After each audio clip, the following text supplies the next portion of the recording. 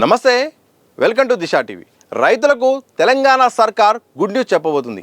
April నెల రెండో వారంలో యాసంగి రైతు భరోసా రెండో విడత నిధులను విడుదల చేయాలని ప్రభుత్వం భావిస్తున్నట్టు తెలిసింది. అందుకోసం 2650 కోట్ల రూపాయల నిధులను సమీకరించాలని ఆర్థిక శాఖను సీఎం ఆదేశించినట్టు సమాచారం.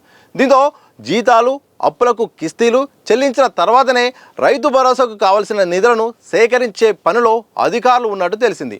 మొత్తం 3 విడతల్లో యాసంగి రైతు భరోసా నిధులను జమ చేయాలని ప్రభుత్వం నిర్ణయించింది. మొదటి విడతలో భాగంగా మార్చి 22న ఎకరానికి 3600 కోట్ల రూపాయలను 70 లక్షల మంది రైతుల అకౌంట్లో జమ చేశారు. రెండో విడతలో నిధులను ఏప్రిల్ రెండో వారంలో జమ చేయబోతున్నారు. ఈసారి ఎకరం కంటే ఎక్కువ భూమి ఉన్న రైతులందరికీ నిధులు జమ అవుతాయి. అయితే దాదాపు 5 ఎకరాల విస్తీర్ణం వరకు రెండో దఫలో నిధులు ఇచ్చేందుకు ప్రభుత్వం ప్లాన్ చేస్తున్నట్టు తెలుస్తోంది. మిగతా ఎకరాలకు కావాల్సిన నిధులను ఈ నెల చివరన చెల్లించాలని భావిస్తున్నారు. ప్రతి సీజన్లో ఎకరానికి 6000 రూపాయల చొప్పున పంట సాగు కోసం రైతులకు ప్రభుత్వం ఆర్థిక సాయం అందించబోతుంది. అందుకోసం 9000 కోట్ల రూపాయలు అవసరం అవుతున్నాయి. అయితే ఆర్థిక వనరుల కొరత కారణంగా 3 దఫలుగా ఇవ్వాలని ప్రభుత్వం ప్లాన్ చేస్తుంది. ఇలా రైతు భరోసా విషయాలు మాత్రం ప్రభుత్వం సీరియస్గా ఉంది. ఎలాగైనా ఎట్టి పరిస్థితులను కూడా ఎన్ని దఫలైనా కానీ ఆర్థిక పరిస్థితులన్నీ కూడా అధిగమించి రైతుల ఖాతాలోకి డబ్బులు జమ చేయాలని చూస్తుంది. ఇప్పటికే ఎప్పుడో ఇవ్వాల్సి ఉండే చాలామంది రైతులైతే మాత్రం సంక్రాంతి లోపే రైతు భరోసా వస్తాయని కూడా చాలామంది ఎదురు చూశారు. కానీ అనుకున్నట్టుగా జరగలేదు. అది కాస్త ఆలస్యం అవుతూ కూడా ఇటు మార్చి ఏప్రిల్ దగ్గరికి వచ్చింది. మార్చిలో మొదటి విడత అయిపోయింది. ఇక ఏప్రిల్లో రెండో విడత అలాగే మూడో విడత కూడా ఈ నెలలో ఉండబోతున్నట్టు కూడా తెలుస్తుంది. ప్రధానంగా ఏదైతే రైతులు ఎదురు చూస్తున్నారో ఆ సాయం కోసం ఇటు ఎదురు చూస్తున్న నేపథ్యంలో సర్కారు కూడా సీరియస్ అవుతుంది. ఇటు రైతుల నుండి అలాగే ప్రతిపక్షాల నుండి కూడా పెద్ద ఎత్తున విమర్శలు వస్తున్నాయి. ఎప్పుడో పడాల్సిన అవసరం ఉండే ఎందుకు ఆలస్యం చేస్తుంది, అసలు రైతు భరోసా ఇస్తుందా లేదా అని కూడా ఇటు ప్రతిపక్షాలు అయితే మాత్రం తీవ్రమైన ఆరోపణలు చేస్తున్నారు. ఓ రకంగా ప్రభుత్వం ఒత్తిడి కూడా తీసుకొస్తున్నారు.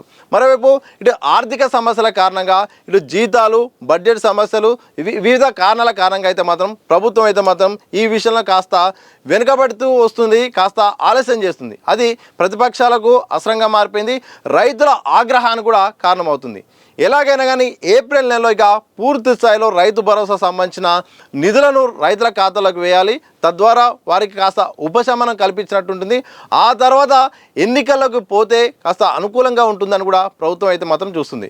ఎందుకంటే ఇటు పరిషత్ ఎన్నికలు ఉన్నాయి. ప్రధానంగా పరిషత్ ఎన్నికలు అనేది రాష్ట్ర ప్రభుత్వానికి అత్యంత కీలకం. కాంగ్రెస్ పార్టీకి పెద్ద సవాల్ లాంటిది. ఇటు ప్రతిపక్షాలు ఎదురు చూస్తున్నాయి, పరిషత్ ఎన్నికల్లో మేము సత్తా చాటుతామని. ఇదే సందర్భంలో రైతు భరోసా వేసిన తర్వాత పరిషత్ ఎన్నికలకు వెళ్ళాలని చూస్తుంది. ఎలాగూ ఇక ఏప్రిల్ మే నెల ఉంది, మే తర్వాతనే పరిషత్ ఎన్నికలు ఉండే అవకాశం ఉందన్నట్టు కూడా వార్తలు కూడా వినిపిస్తున్నాయి. మేలో వాటర్ సమస్యలు ఉంటాయి, ఇటు కరెంటు సమస్యలు ఉంటాయి. ఇలాంటి సందర్భాల్లో ఎన్నికలకు పోతే బాగుండదని కూడా ఆలోచించి 99 రోజుల ప్రణాళిక పెట్టుకున్నారు. ఈ ప్రణాళిక అయిపోయిన తర్వాత వరుసగా ఎన్నికల్లోకి పోవాలని కూడా ప్రభుత్వం ఒక వ్యూహాత్మకంగా అడుగులేస్తుంది. ఇటు పరిషత్ ఎన్నికలు ఉన్నాయి, మరోవైపు ఇటు నగరపాలక సంబంధించిన విషయాలు మాత్రం హైదరాబాద్లో జిహెచ్ఎంసీ ఎన్నికలు ఉన్నాయి, ఇటు కార్పొరేషన్ కొన్ని మిగిలిన కార్పొరేషన్ ఎన్నికలు కూడా ఉన్నాయి.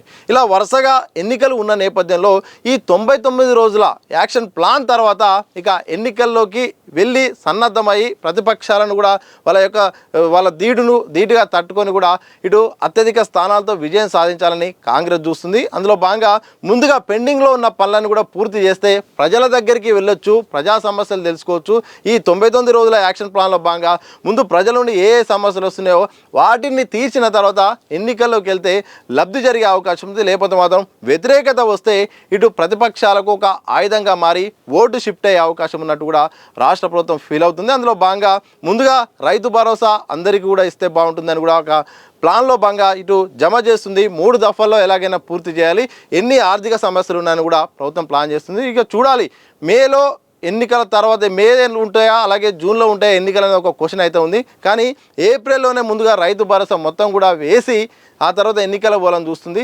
మరోవైపు 9000 కోట్ల సంబంధించిన ఇటు డబ్బులు కూడా జమ అయితే గత సంవత్సరం అయితే మాత్రం ఇటు భరోసా కేటాయించి ఈసారి కూడా కొత్త రైతులు ఉండడంతో ఆ డబ్బులు కూడా ఈసారి కూడా పెరిగే అవకాశం ఉంది. ఏ సమస్యలు వచ్చినప్పుడు కూడా రైతు భరోసా వేసిన తర్వాత మిగతా ఏమైనా పెండింగ్ పనులు కూడా పూర్తి చేసిన తర్వాత బకాయిలను పెండింగ్ పనులు పూర్తి చేసిన తర్వాత ఇటు ప్రభుత్వం ప్రభుత్వం అయితే మాత్రం ముందడుగేసి ఎన్నికలకు వెళ్ళాలని చూస్తుంది. ఇలా రైతు భరోసాపై తెలంగాణ ప్రభుత్వం ఫోకస్ చేస్తుంది.